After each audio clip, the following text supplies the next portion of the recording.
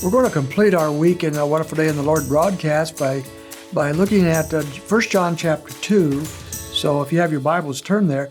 We've been looking at the temptations of Jesus, why he was tempted so that he would understand our weaknesses, and he could sympathize with us, and that we would know that we could approach him in our deepest temptations, our darkest hours, and he would be there for us, and he would help us during that time. And then we went back to the book of Luke and looked at the first set of temptations that Jesus faced while he was on earth in his incarnate state. And that was in the wilderness, just prior to launching into his public ministry, where the devil takes him to the wilderness. After 40 days of fasting, the devil hits him at his weakest point and attempts to derail him. Satan fails and he runs away, only to return at another occasion that we'll look at or begin to look at next week. But I wanted to take us to 1 John chapter 2 and look at some parallels between the temptations of Jesus, the types that he faced, and the types that you and I will face. And so in this passage, although it doesn't reference the temptations of Jesus directly, we do see the parallel. So look at these verses with me. Verse 15, he starts off by saying, "Do not love the world, nor the things in the world. And if anyone loves the world, the love of the Father is not in him." So he goes, first of all, to the root issue. Where is your heart? What do you really, really love with all your heart, with all your soul, with all your mind? When the love of the world is in us, well, the love of the Father is not, because he is not going to take second place to anything. And so every one of us must choose whom we will love and what we will love. Will it be God and his ways, or will it be the world and our ways? And that is the battle line for so many of us all the time when we deal with temptation. Where is our love? And even though we're called here not to love the world, that battle takes place. That's not a one and done deal. It isn't that at one point in time we're done with the world and we love God continuously. That's the starting point. That's where we should be. But that battle rages. Otherwise, these words would have no purpose in the Scriptures. So he moves on to verse 16. And here we see some of the very similar temptations that Jesus faced.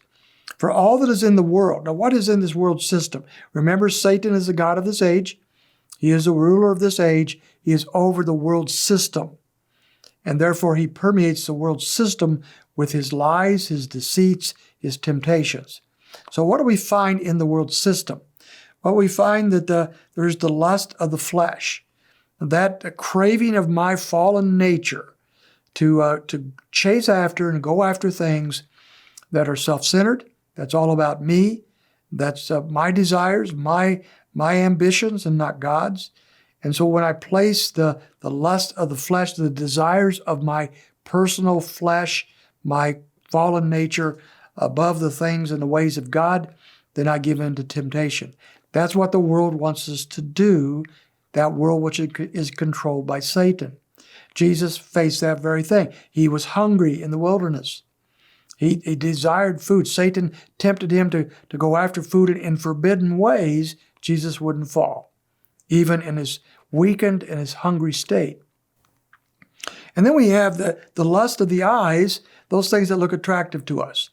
Satan tempts Jesus to give in and said, if you'll worship me, then I'll give you the kingdom without the cross. You don't have to be a sacrifice for the sins of humanity. I'll give you what you want. Just worship me. Well, that's the lust of the eyes, I think. We desire things. We see things. We desire those things. They look attractive to us, but they're mirages. They're not the real deal. Satan was trying to trick Jesus. Jesus wouldn't fall. And then we have finally the pride of life. The pride of life is exactly what it is pride, is arrogance, is placing ourselves above all other things.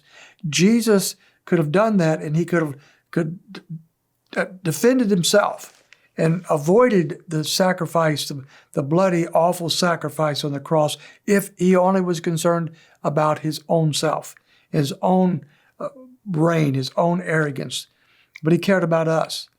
And therefore, he was willing to go to the cross for us, to die for us. He wouldn't give in to the temptation of the pride of life.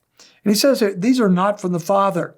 This is not the way God works. This is the way the devil works through the world system. It's from the world. It says the world is passing away and its lust, but the one who does the will of the Father lives forever. He's showing us the temporal nature of the world system and its lust for us. These temporal things will never satisfy. They're not of God. They're of the world. They're passing away. God will not.